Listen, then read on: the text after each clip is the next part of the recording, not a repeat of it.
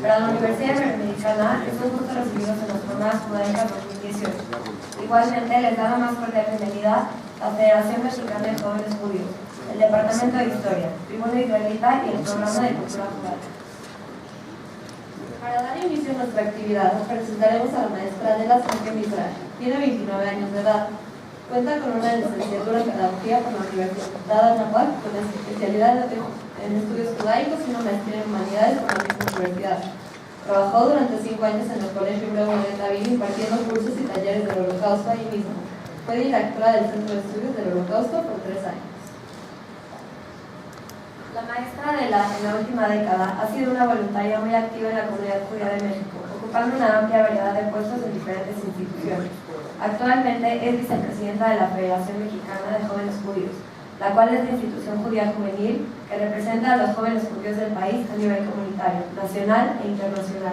También es miembro de la mesa directiva de la comunidad Montesinay y es miembro del programa Jewish Diplomatic Corps del Congreso Judío Mundial, donde dirige su grupo de trabajo El legado del Holocausto. La señora Polly Stern nació en Rumania en 1939 y tras haber sobrevivido el Holocausto llegó a Chipre, a los campos de refugiados, hasta que logró emigrar a Israel y desde allá a México. No contaré mucho más de su vida, ya que dejaré que ella relate su propia historia. Ahora sí, escuchamos en el podio a la señora Polly y a la maestra Adela.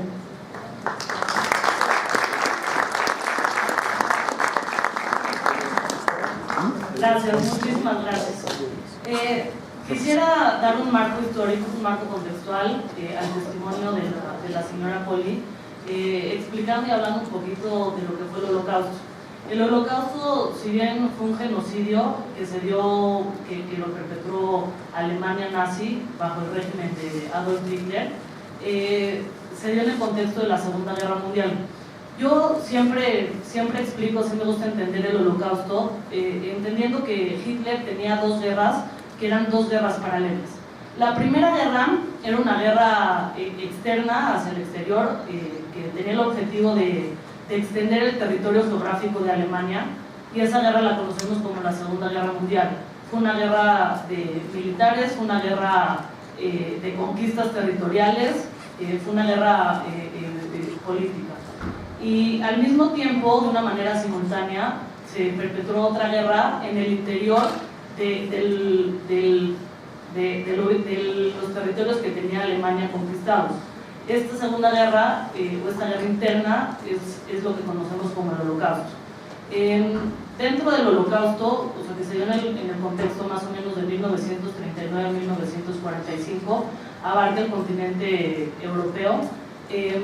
Murieron 6 millones de judíos, el cual representa una tercera parte de ese momento, una tercera parte del pueblo judío.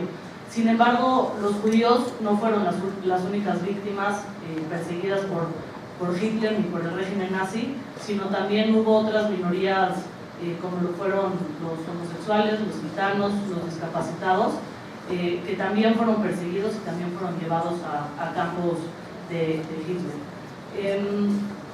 Bueno, es un evento geográfico y temporal muy amplio, y cada país, en cada contexto se dio una situación muy particular. En el caso de la señora Polly Stern, la historia se ubica en Rumanía. Quiero cederle el micrófono a ella para que nos platique un poquito más de la vida en Rumanía y la vida que le tocó vivir a ella durante el Holocausto. Muy buenos días a todos. Gracias por estar aquí delante de ustedes. Y lo que van a escuchar es una historia de vida de una niña, porque yo era una niña cuando estalló la Segunda Guerra Mundial. Mis padres, mamá, papá, una hermana 4 años mayor que yo, vivíamos en la ciudad de Iași, Rumanía. Una vida bastante tranquila. Mis papás tenían una lavandería, tenían un departamento propio y no eran ricos, pero no les hacía falta en la vida nada. Cuando Hitler invadió Rumanía, no nomás invadió el país, sino su consigna era eliminar a los judíos. Tenía un odio feroz a los judíos por algún complejo que hubiera tenido de alguna manera, y decidió que los judíos deben de morir. Entonces inició pogroms, que era juntar judíos y asesinarlos porque le dio la gana, no porque hubiera un motivo, sino porque él así lo quería. Y no se opusieron los diferentes países, al contrario.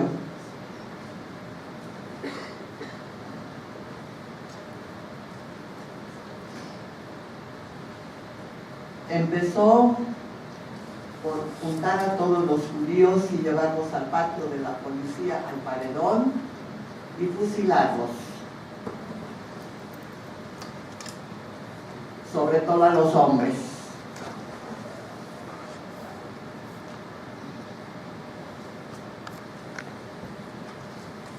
Donde vivíamos teníamos vista, en ese tiempo todavía teníamos vista a lo que era la pared del paredón. Mi papá estaba en la fila para que lo fusilaran.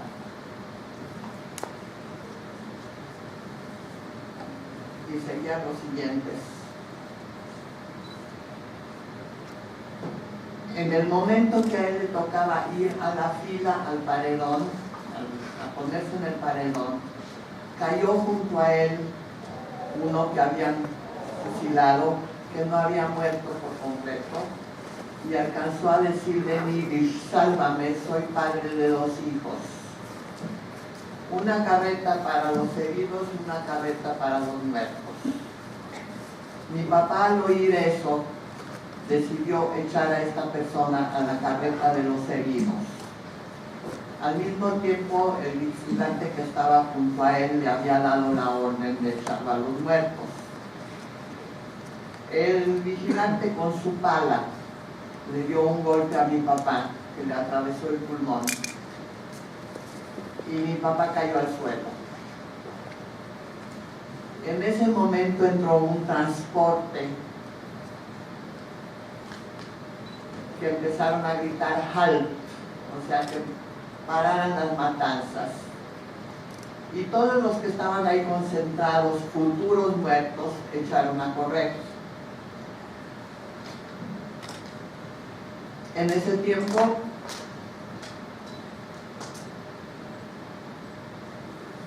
me adelanté algo. Empezaron a sacar a todos los judíos de sus negocios, de sus viviendas. Mi mamá era en ese tiempo una modista de mucho éxito y les cosía prendas a las mujeres de alta sociedad. Y una de esas señoras le prestó a mi mamá una cabaña que tenía en las montañas para que ahí se refugiara.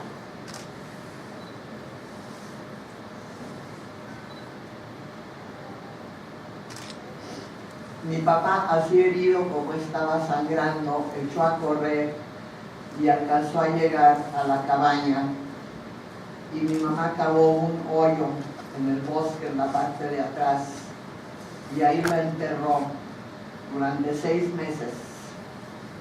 Y le bajaba algo de alimento una vez al día. Sacaba sus necesidades y ahí lo tuvo escondido. Cada vez que hacían redadas, no lo encontraban.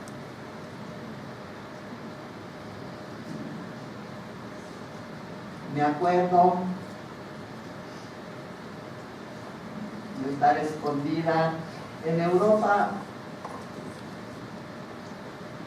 construían edificios uno pegado al otro, con subterráneos abajo, donde las mujeres conservaban conservas. No había refrigeradores, congeladores como hay hoy en día. Mi mamá conservaba de la lavandería, conservó una caja de jabón de lavandería.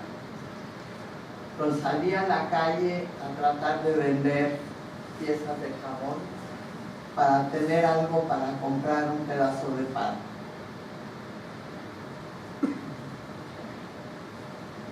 Y así nos mantuvo durante muchos meses. Me acuerdo estar durmiendo en los rieles de los trenes, junto al río donde pasaban las aguas sucias, las aguas negras. Me acuerdo haber perdido un zapato. Anduve como 2 meses con un solo zapato hasta que alguien le regaló a mi mamá unos zapatos para mí.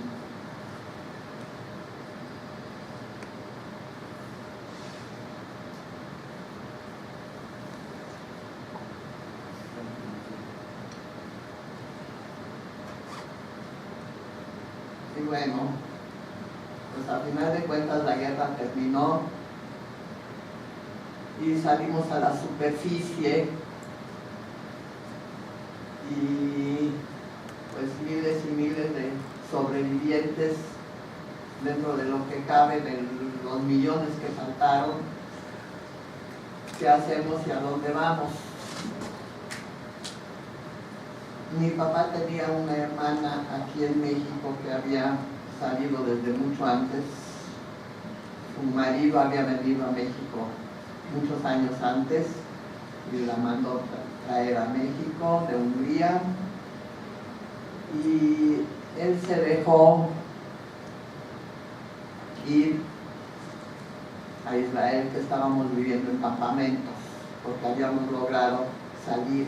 Venían barcos, empezaron a llegar barcos de voluntarios de Israel, que estaban en guerra con los árabes. Venían barcos clandestinos.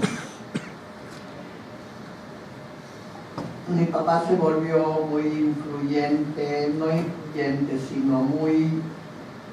Empezó a recorrer ciudades y pueblos tratando de encontrar niños huérfanos. Y era lo más importante, sacar a los niños huérfanos de Europa. Los primeros barcos decidió que alguien de nosotros va a sobrevivir, y en uno de esos grupos de huérfanos apuntó a mi hermana, 4 años mayor que yo, y salió el barco y no volvimos a saber de ellos para nada.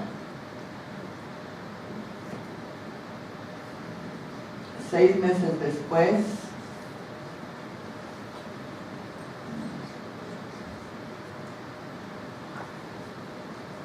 se logró otro barco en el cual ya estábamos en las listas, mamá, papá y yo, y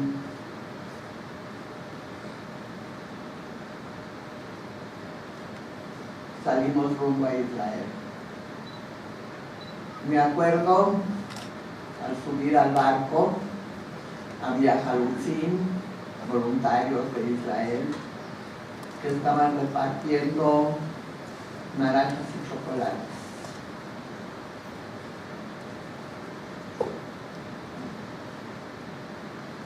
Yo había oído hablar de chocolates. Naranja no me interesaba.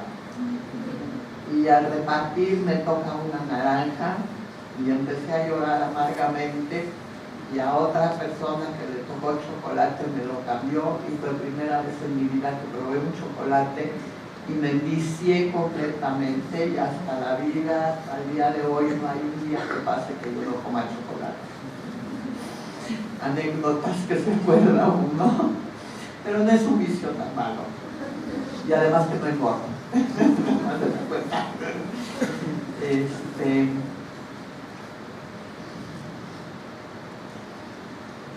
Nos embarcamos, íbamos rumbo a Israel, nos interceptaron barcos ingleses de Chipre, nos llevaron a la isla de Chipre, y ahí estuvimos viviendo también en campos de concentración, pero ahí había comida suficiente.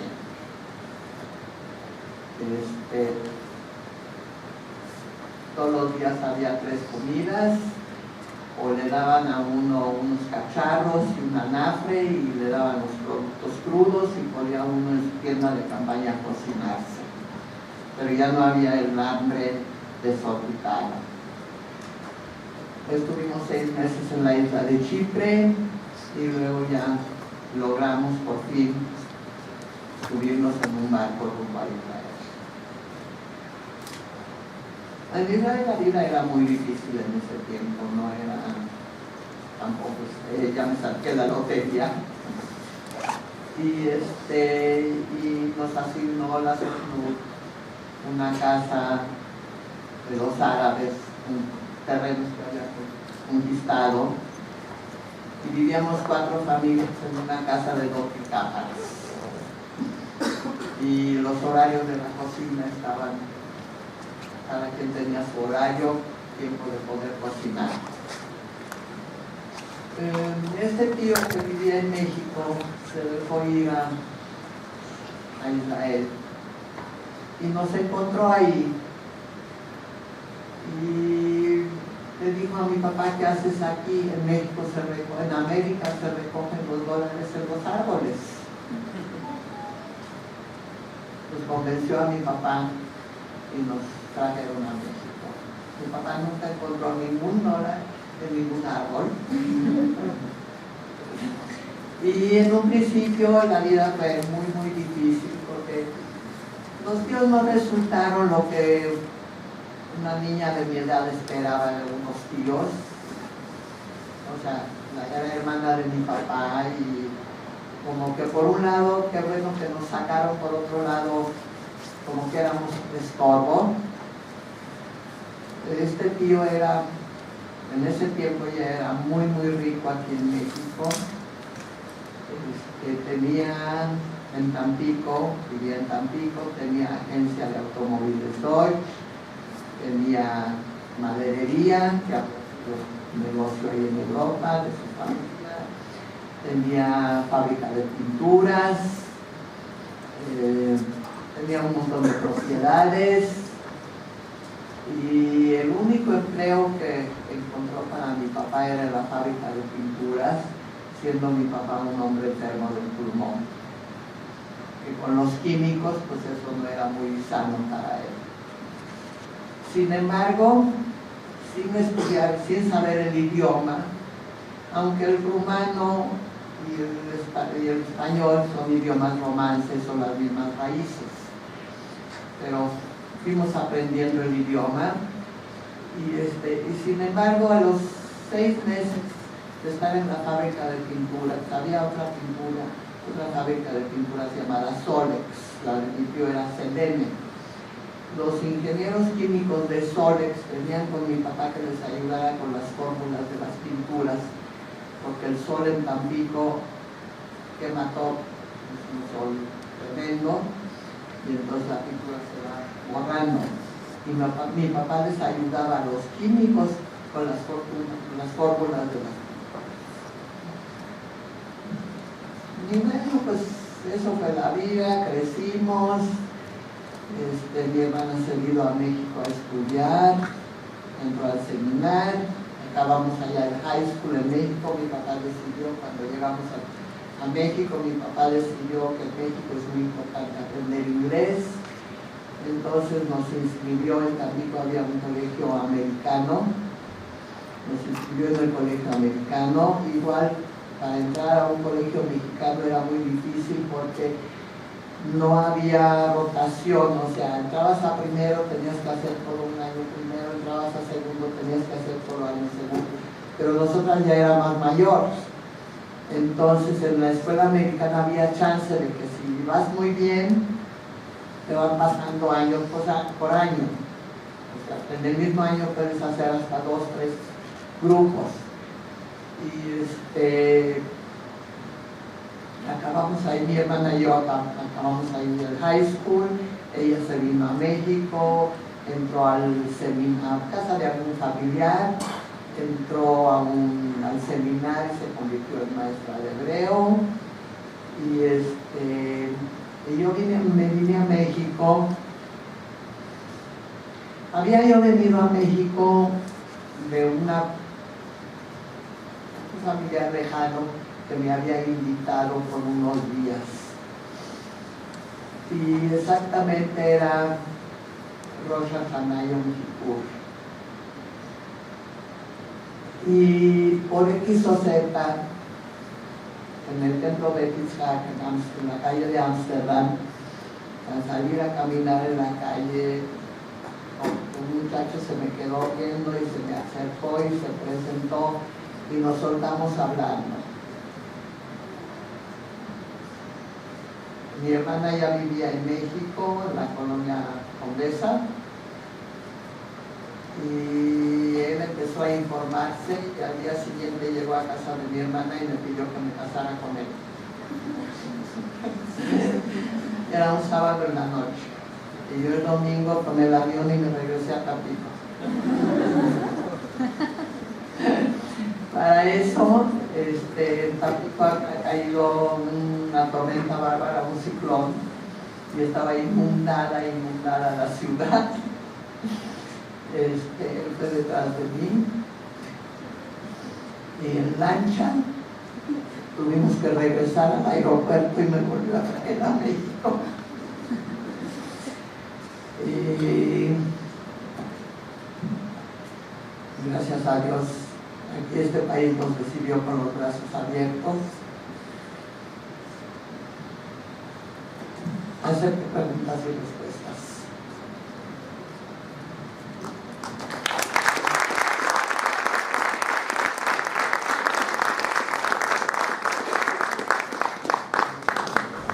Poli, ¿nos podría platicar un poquito más qué pasó con su papá, con la herida que tenía en la espalda y en el pulmón? Nos dijo que estuvo en un sótano, en un hoyo cavado por su mamá.